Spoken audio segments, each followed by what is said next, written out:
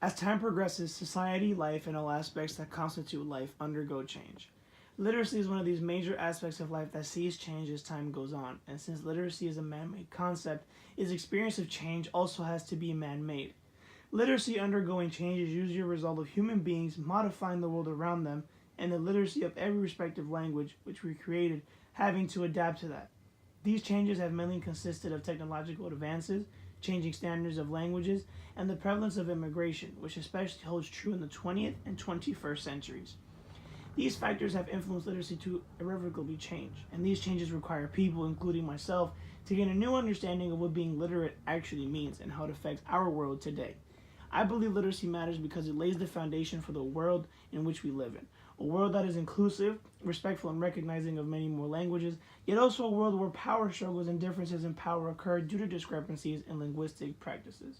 Literacy is obviously part of language, the most integral aspect of everything we do in this world, at least from my perspective. Language and being functionally literate in that language is how most people communicate wherever they live, and communication is the key to practically anything in the world.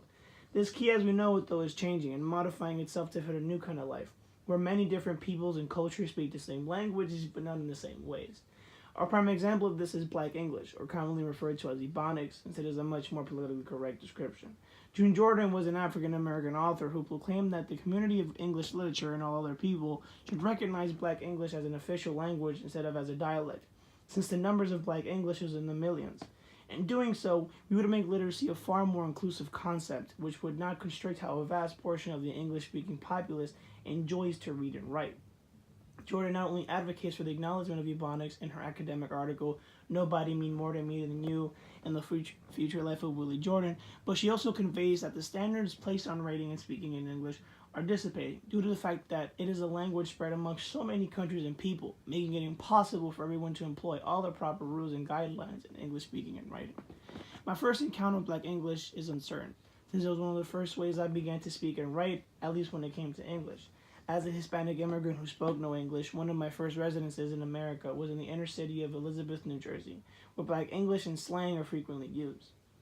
My early years in this country consisted of me being exposed to that, therefore it is no surprise I soon began to utilize it and adopt it, along with Spanish. Although I initially only spoke Black English and Spanish, I soon learned Standard English, or what is now considered to be the proper way to speak. And the learning of all these forms of language has led me to believe that if the ways in which we write and speak change, so does the way we read,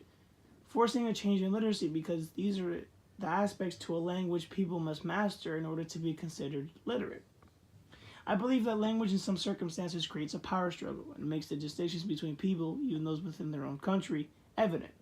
The way a person speaks their language can serve as an inkling to their status. The more rural a person sounds, the more immediate you arrive to the conclusion that they may be ignorant or poor. And the more educated a person may sound, the more immediate you arrive to the conclusion that they are elegant and wealthy and possibly even people of great character. The issue here is that those who sound educated oftentimes exclude those who are dissimilar to them in ways of speaking in many arenas in life, especially politics, and do not provide them with opportunities or a platform to speak because they are seen as ignorant. The reason why they seem ignorant is because those who call themselves educated deliberately control and set standards for their language, standards that can only be attainable through schooling or having access to some form of education, which is not made available to everyone.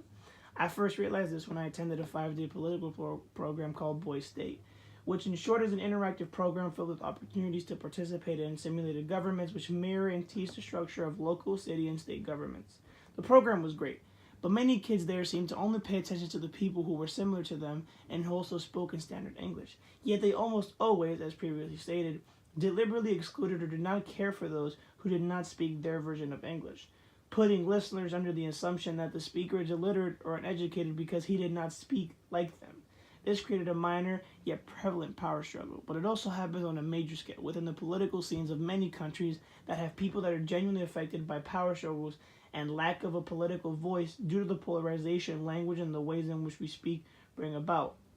thus proving that those in power remain in power due to their unique control on who can speak based on how they speak if it is according to their rules and their liking, which then, and only then, can they be considered to be literate from the perspective of those in power. Paulo Freire explores this matter in his book Pedagogy of the Oppressed, a book that also concerns itself with literacy and its constant change.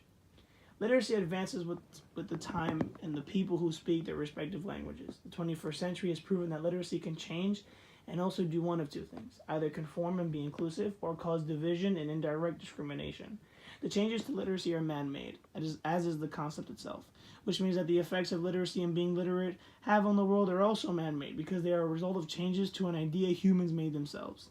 Literacy matters because it molds our world, and since humans can modify that which shapes our world, we in turn shape the world itself.